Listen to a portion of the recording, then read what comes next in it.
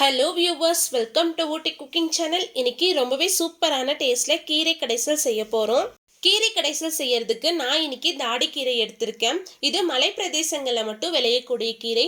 மற்ற கீரைகளை விட இந்த கீரை ரொம்ப நல்ல சுவையா இருக்கும். நீங்க தாடிக்கீரைக்கு பதிலாக பசலைக்கீரை, சிறுகீரை, உங்களுக்கு எந்த கீரை பிடிக்குமோ அந்த கீரையை யூஸ் பண்ணி இதே மாதிரி செய்யலாம். ரொம்ப நல்ல சுவையா இருக்கும். கீரையை நல்லா சுத்தம் பண்ணி 4லிருந்து 5 தடவை தண்ணியில் நல்லா அலாசிட்டு தண்ணியெல்லாம் வடிகட்டி எடுத்து வச்சிருங்க. ரொம்பவே சுவையான தாடிக்கீரை கடைசல் எப்படி செய்யறதுன்னு பார்க்கலாம் வாங்க. குக்கரில் 2 டேபிள் ஸ்பூன் அளவுக்கு எண்ணெய் சேர்த்துருக்கேன்.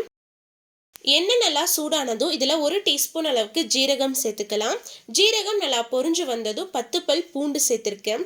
கூடவே 10 சின்ன வெங்காயத்தை கட் பண்ணி எடுத்து வச்சிருக்கேன். இதையும் சேர்த்துக்கலாம். வெங்காயம் நல்லா வதங்கி வரட்டும். கண்டிப்பாக சின்ன வெங்காயம் தான் சேர்த்து செய்யணும். பெரிய வெங்காயம் சேர்த்து செஞ்சிங்கன்னா கீரை கடைசல் நல்லா சுவையாக இருக்காது. முடிஞ்ச அளவுக்கு சின்ன வெங்காயம் சேர்த்து செய்யுங்க. அப்போ தான் ரொம்ப நல்ல சுவையாக இருக்கும். வெங்காயம் ஒரு 50% வதங்கி வந்ததும் இதில் 6 பச்சை மிளகாய் சேர்த்துருக்கேன். நீங்கள் உங்கள் காரத்துக்கு தகுந்த மாதிரி நீங்கள் பச்சை மிளகாய் சேர்த்துக்கலாம். பச்சை மிளகாய் சேர்த்துட்டு நல்லா வதக்கி விட்டுருங்க. வெங்காயம் நல்லா வதங்கி வந்ததும் இதில் நல்லா பழுத்த ஒரு தக்காளியை கட் பண்ணி சேர்த்துருக்கேன். தக்காளி நல்லா வதங்கி வரட்டும். தக்காளி நல்லா வதங்கி வந்ததும் இதில் 1/4 டீஸ்பூன் அளவுக்கு மஞ்சத்தூள் சேர்த்து நல்லா வதக்கி விட்டுருங்க. இப்போ இதில் துவரம் பருப்பு சேர்த்துக்கலாம். நான் 1 கப் பருப்பை கழுவி எடுத்து வச்சிருக்கேன். இதை சேர்த்துட்டு நல்லா வதக்கி விட்டுருங்க. பருப்பு ஒரு 2 நிமிஷம் வதங்கி வந்ததும் இதில் பருப்பு வேகிறதுக்கு தேவையான அளவு தண்ணி சேர்த்துக்கலாம். 1 கப் பருப்புக்கு 4 கப் அளவுக்கு தண்ணி சேர்த்துட்டு நல்லா கலந்து விட்டுருங்க. கூடவே கீரை கடைசலுக்கு தேவையான அளவு உப்பு சேர்த்துட்டு கலந்து விட்டுறலாம்.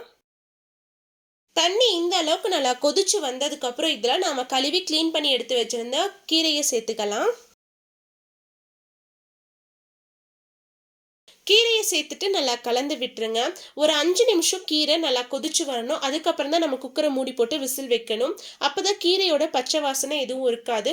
ஒரு 5 நிமிஷம் நல்லா கொதிச்சு வரட்டும். இது கூடயே நீங்கள் 1 டீஸ்பூன் அளவுக்கு சாம்பார் தூள் சேர்த்து செஞ்சிங்கன்னா இன்னும் நல்லா டேஸ்ட்டாக இருக்கும். அந்த கீரை கடைசலோட சாம்பாரோட சுவையும் சேர்ந்து ரொம்ப நல்லா டேஸ்ட்டாக இருக்கும். அதிகமாக சேர்க்க வேண்டாம். 1 டீஸ்பூன் அளவுக்கு சேர்த்துட்டு கலந்து விட்டுருங்க. இப்போ குக்கரை மூடி வச்சுட்டு 4லிருந்து 5 விசில் விட்டு எடுத்துக்கலாம். ப்ரெஷர் எல்லாம் போனதுக்கப்புறமா குக்கர் ஓப்பன் பண்ணுங்கள். நான் சரியாக 5 விசில் விட்டு ப்ரெஷர் எல்லாம் போனதுக்கப்புறமா குக்கர் ஓப்பன் பண்ணியிருக்கேன். ஒரு மத்து வச்சு கீரையை நல்லா கடைஞ்சி விட்டுருங்க.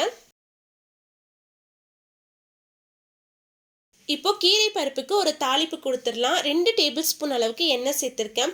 எண்ணெய் சூடானதும் இதில் 1 டீஸ்பூன் அளவுக்கு கடுகு சேர்த்துக்கலாம். கடுகு நல்லா பொரிஞ்சு வந்ததும் இதில் 1 டீஸ்பூன் அளவுக்கு ஜீரகம் சேர்த்துருக்கேன். இது கூடவே 2 காஞ்ச மிளகாய் சேர்த்துருக்கேன். கூடவே ஒரு கொத்து கருவேப்பிலை இலை சேர்த்துருக்கேன். இது கூடயே 1 டீஸ்பூன் அளவுக்கு பெருங்காயத்தூள் சேர்த்துக்கோங்க. எல்லாமே எண்ணெயில் நல்லா பொரிஞ்சு வந்ததுக்கு அப்புறமா அடுப்பு ஆஃப் பண்ணிடலாம். இந்த தாளிப்பை எடுத்து கீரை கடைசல்ல சேர்த்து நல்லா கலந்து விட்டுட்டு உப்பு சரியா இருக்கான்னு செக் பண்ணி பார்த்துக்கோங்க. அவ்வளோதான், ரொம்பவே டேஸ்டான கீரை கடைசல் ரெடி ஆயிடுச்சு.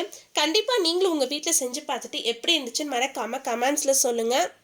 நான் இன்னைக்கு கீரை பருப்போட சேர்த்து சாப்பிட்றதுக்கு கருவாடும் ஹாஃப் பாயிலும் செஞ்சுருக்கேன். உங்களுக்கு இந்த வீடியோ பிடிச்சிருந்தா லைக் பண்ணுங்க, ஷேர் பண்ணுங்க, மறக்காம ஊட்டி குக்கிங் சேனலுக்கு சப்ஸ்கிரைப் பண்ணுங்க.